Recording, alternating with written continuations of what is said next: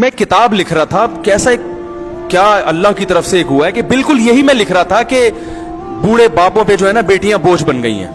یہ مضمون میں لکھ رہا تھا کہ اسی دوران عصر کی نماز کا وقت ہوا, اور میری یہ جذبات سے کیفیت تھی کہ میری آنکھوں سے آنسو ٹپک رہے تھے.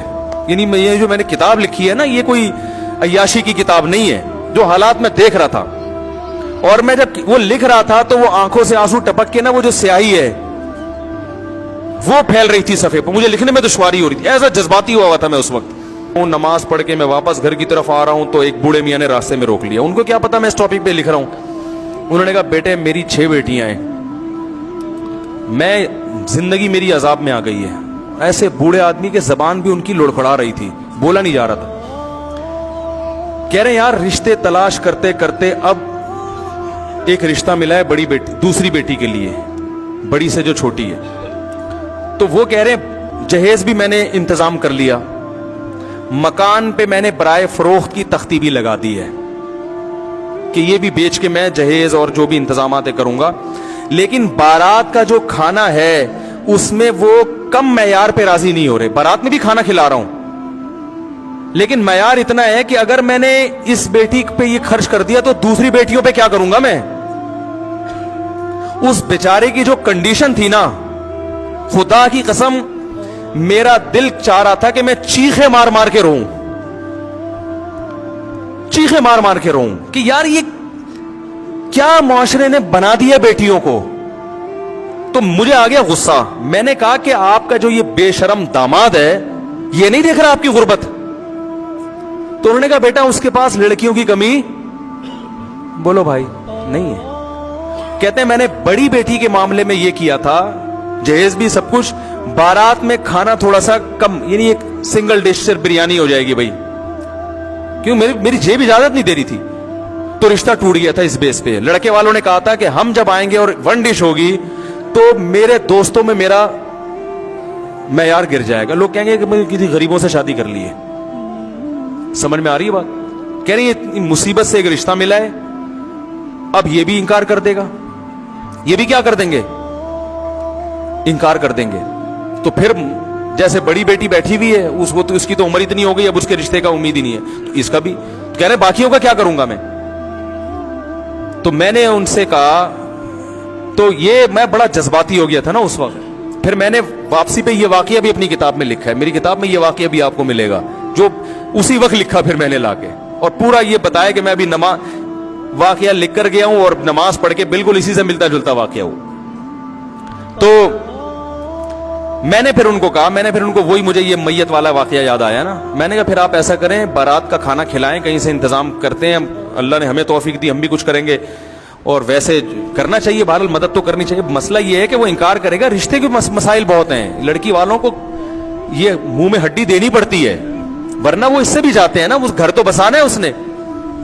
تو مجھے وہ کہنے لگے کہ کیا کروں. میں نے کہا پھر آپ ایسا کریں, میں ایک دم جذباتی ہو گیا, میں نے کہا آپ ایسا کریں رشتے کا انکار تو آپ نہ کریں, کیونکہ یہ جیسا بھی ہے نہ ہونے سے بہرحال بہتر ہے, ورنہ بیٹی کو کہاں لے کے جائیں گے, وہ تو پھر خراب ہو جائے گی معاملہ اس کا. اور آپ کی عمر 60-62 سال عمر ہے, اللہ نہ کرے کل موت واقع ہو جاتی ہے تو 6 بیٹیاں بیچاری کیا کریں گی.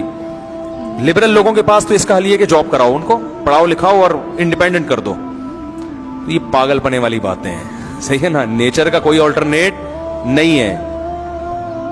آپ جاب کر رہے ہو لیکن روٹی نہیں کھا پا رہے اس پیسوں سے, وہ جاب کسی کام کی ہے, کیونکہ روٹی آپ کی باڈی کی ریکوائرمنٹ ہے. تو اسی طرح میرے بھائی آپ کروڑ پتی بن جائیں, لڑکی کے پاس شوہر نہ ہو جو اس کی فزیکل ریکوائرمنٹ بھی ہے اور اس کی مینٹلی بھی اس کو جو ہے وہ اس کو سپورٹ کرے گی, یہ چیزیں نہ ہو تو آپ کے پاس قارون کا خزانہ بھی ہو, وہ اس کا آلٹرنیٹ نہیں ہو سکتا.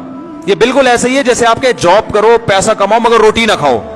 وہ کہے گا پھر کس کام کی جاب جب مجھے میری بیسک ضرورتیں پوری کرنے کا موقع نہیں مل رہا, اس سے وہ میری پوری نہیں ہونی, تو میں نے اس جاب کا کرنا کیا ہے.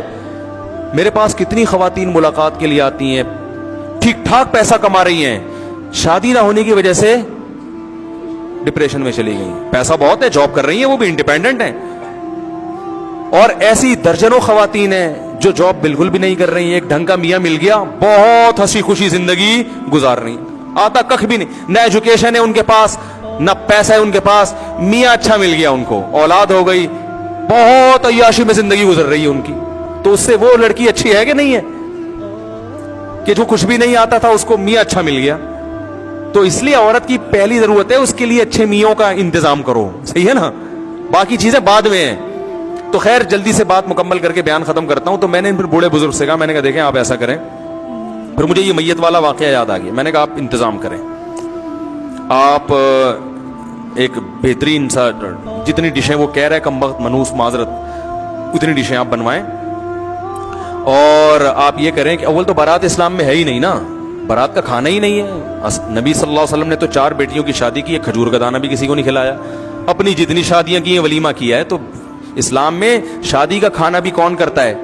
लड़का करता है, मर्द के जिम्मे है, वलीमा है, बारात वारात का लफ्ज ही नहीं है इस्लाम में। बल्कि निकाह की महफिल में चंद लोग आ जाएं और वो निकाह के बाद वहीं से पतली गली से निकल जाएं, अगले दिन सारे लड़के के घर पहुंच जाएं, वहां बारात लेके जाएं, पूरी 4 W11 लेके जाएं आप वहां पे। मर्द का है खर्चा, बेटी पर खर्चा नहीं है ना, बाप पे खर्चा है। लेकिन अब वो नहीं करते तो रिश्ता टूटता। फिर कहते हैं अगर इसी तरह चली गई तो सारी जिंदगी ताने दे दे के मार देंगे, तेरे बाप ने खिलाया क्या हमें। वो फिर ससुराल में बच्ची पे जुल्म होता है।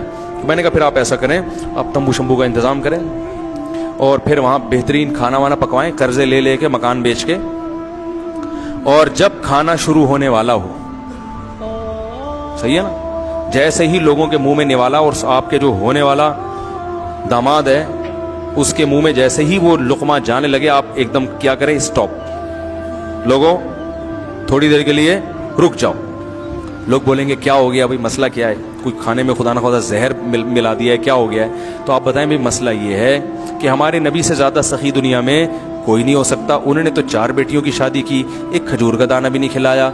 ये तो हिंदुओं से बारात की रस्म आई है, हम तो मुसलमान हैं। अब बताओ जिस आदमी के 6 बेटियां हों, वो एक एक बेटी पे 2.5 3 लाख के खाने खिला के तो पूरी प्रॉपर्टी तो गई और एक दिन में उड़ा दी उसने।